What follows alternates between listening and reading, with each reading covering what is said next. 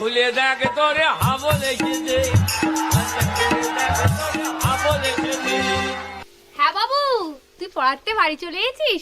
আয় বাবা আয়। হ্যাঁ বাবু বল, মারে কি হয়েছে বাবু, তোর খুব খিদে পেয়েছে বল। মারে এ মা মারে, এটা ছাড়া অন্য কিছু বলতে কে বল।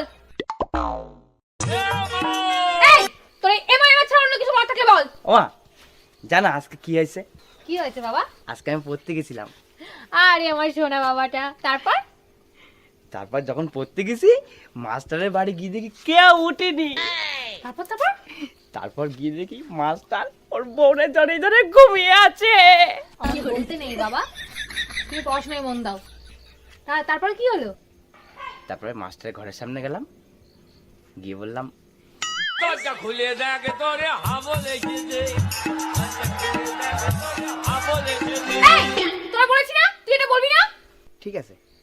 ও শোনো না, হ্যাঁ বল।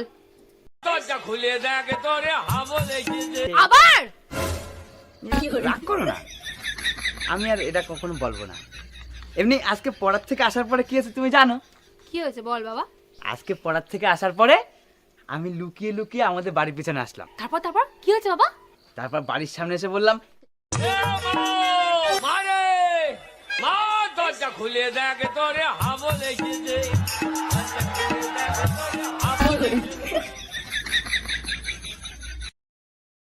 Download ShareChat.